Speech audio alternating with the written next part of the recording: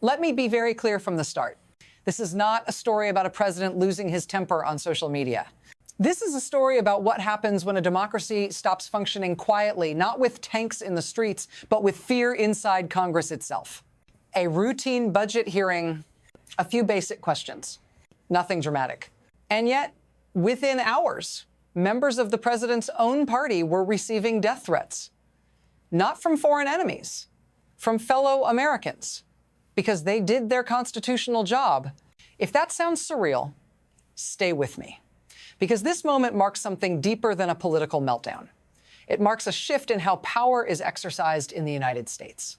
When oversight is treated as betrayal, when loyalty replaces law, and when intimidation becomes governance, the system begins to crack fast. And here's the uncomfortable question you need to sit with as you listen. If this can happen over a budget question, what happens when the stakes are truly existential? If you care about how power really works and where this is heading, keep watching. Now let me show you how we got here. So let's slow this down for just a moment and define the real problem, because if we miss this, we miss everything. What happened was not a policy dispute. It was not ideological disagreement.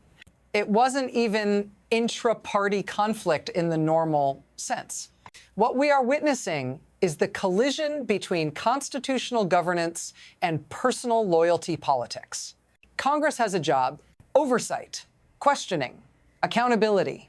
That is not optional. It is the spine of a functioning republic. But in this moment, that basic function triggered retaliation, public threats, named targets, and a wave of intimidation that spilled out of a phone screen and into the real world. That tells us something critical. The system is no longer operating on shared rules. When lawmakers begin to ask themselves whether doing their job is worth risking their safety, democracy has already entered a danger zone. This isn't about Trump alone. It's about a structure that is starting to punish accountability itself. And to understand why this happened so fast, we need to go backward before we can move forward. To understand why this moment exploded so quickly, we have to look at the pattern that led here. This did not begin with a budget hearing. It began years ago with a gradual rewiring of political loyalty. In a healthy system, loyalty runs to institutions, to the Constitution, to norms, to process. Leaders come and go, but the rules stay.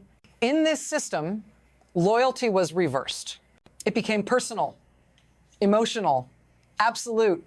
Over time, questioning the leader stopped being part of governance and started being treated as treason.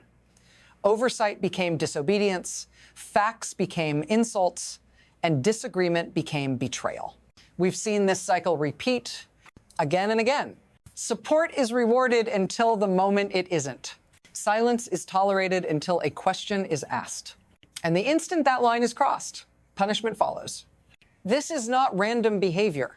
It is a political operating system built on dominance, not deliberation. And once a system like that takes hold, it doesn't break all at once. It breaks the first time fear enters the room. And that brings us to the first real rupture. The first real rupture happened in plain sight, and that's what made it so dangerous. A routine budget hearing, no ambush, no rebellion. Just lawmakers asking how proposed cuts would affect their districts. That's when the system short-circuited. Within minutes, questioning was redefined as disloyalty. Oversight was reframed as betrayal. And a constitutional process was treated like a personal attack. What followed was not debate, it was retaliation.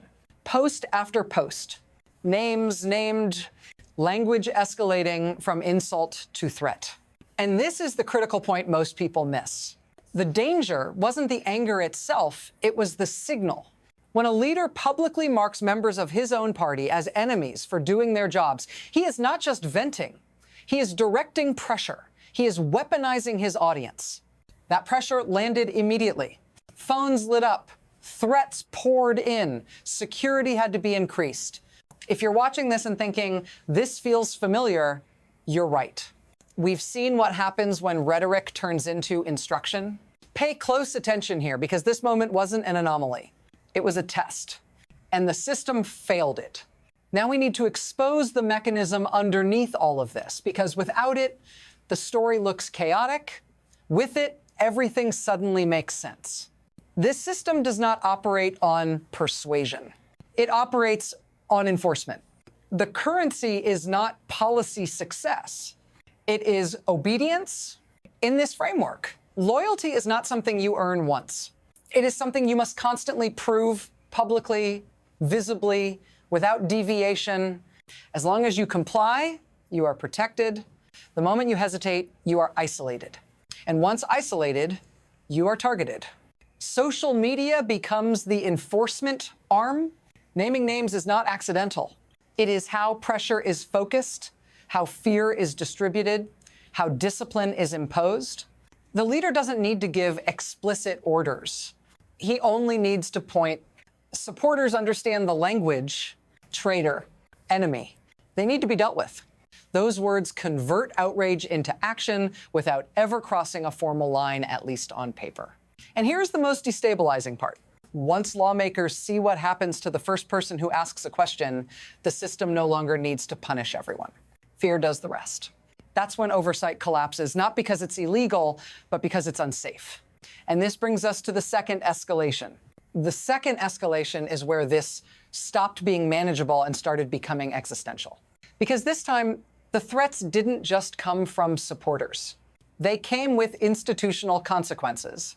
Lawmakers weren't just being harassed. They were being forced to calculate risk. Risk to their families. Risk to their staff. Risk to their own safety. Security was increased. Phones rang nonstop. Offices filled with messages calling for violence. And here's the critical shift. This wasn't happening after a controversial vote or a major investigation. It was happening after questions. At that point, the message to Congress became unmistakable. Oversight has a cost. Party leadership was trapped, defend their members, and face retaliation. Stay silent and normalize intimidation. There was no safe option. And when some senior figures finally broke ranks publicly, calling the behavior unacceptable, even dangerous, the response wasn't reflection. It was escalation. More attacks, more threats, more demands for absolute loyalty. This is the moment systems either correct themselves or slide. Because once questioning power triggers punishment, the boundary between democracy and authoritarianism is no longer theoretical. It becomes operational. And that brings us to the people caught in the middle. Now, let me bring this directly to you, because this is where it stops being abstract. When lawmakers are threatened for asking questions, it isn't just politicians who pay the price. It's you. It's your representative wondering whether pushing back is worth endangering their family. It's staffers answering phones while listening to threats they were never trained to handle. It's public servants quietly deciding that silence is safer than honesty. And when fear enters decision-making, your voice is the first thing that disappears. Budgets don't get questioned. Cuts don't get explained. Consequences don't get debated. You don't see it on the surface. Life looks normal. Votes still happen. Speeches still get made. But underneath, accountability is quietly being rationed. And here's the uncomfortable truth. Systems don't collapse when people stop caring. They collapse when caring becomes dangerous. If you've ever wondered how democracies weaken without a single dramatic moment, this is how. If this concerns you, don't look away. Understanding this is the first act of resistance, because what happens next doesn't just shape politics. It shapes the kind of country you wake up in. And the impact doesn't stop at the border. What's happening here doesn't stay confined to Washington, because power vacuums and institutional decay never do. Around the world, allies and adversaries are watching the same signals. They're not parsing speeches. They're watching behavior.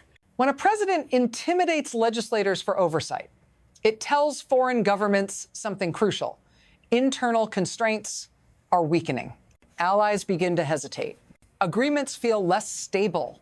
Commitments start to look personal rather than institutional. Adversaries, meanwhile, take notes. They learn that pressure works. That intimidation reshapes outcomes. That democratic checks can be bypassed without immediate consequence. And that lesson travels fast. This is how norms erode globally, not through invasion, but through imitation. When the world's most powerful democracy struggles to enforce its own rules, the signal is unmistakable. Strongmen elsewhere don't need to invent new tactics. They simply point and say, this is how it's done now. And once that precedent is set, it's extraordinarily difficult to reverse. Because the issue is no longer one leader or one party. It's credibility. And credibility, once fractured, takes generations to rebuild. So the real question becomes, where does this trajectory lead? There are only a few possible futures, and none of them are abstract. From here, the system can only move in a few directions. And which one unfolds depends on choices being made right now. Scenario 1, correction. Institutions reassert themselves. Threats are confronted. Oversight resumes with consequences for intimidation. This path is difficult, painful, politically costly. But it stabilizes the system by reaffirming that no individual sits above constitutional limits. Scenario 2, managed decay. Nothing formally breaks. Oversight continues cautiously, selectively, quietly. Lawmakers avoid hard questions. Leadership looks the other way. The system functions, but only at the surface. Democracy becomes procedural rather than substantive. Votes without accountability. Power without friction. This is how republics hollow out without collapsing. Scenario 3, normalization of intimidation. Threats work, silence spreads. Oversight becomes symbolic. Loyalty replaces law as the organizing principle of power. At that point, the structure doesn't need to be overthrown. It has already been repurposed. History shows us something important here. Systems don't fail because people don't see the danger. They fail because confronting it feels too risky. And that brings us to the final question, what this moment ultimately demands. So let's end where this truly belongs, not with outrage, but with clarity. This moment is not about one man's temperament or one social media outburst.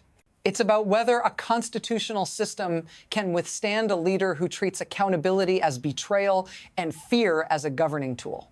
Democracies don't disappear overnight. They erode when oversight becomes dangerous.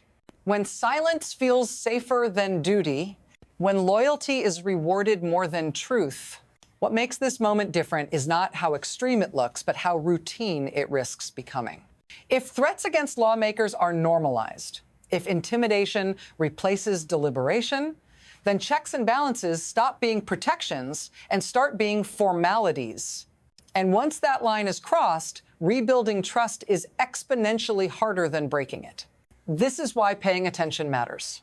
Not as partisans, not as spectators, but as citizens who understand that systems only survive when they are defended in uncomfortable moments. If you want to understand where power is really moving and what comes next, stay engaged. Share this, keep watching. Because the future of democratic governance won't be decided in one election. It will be decided in moments like this.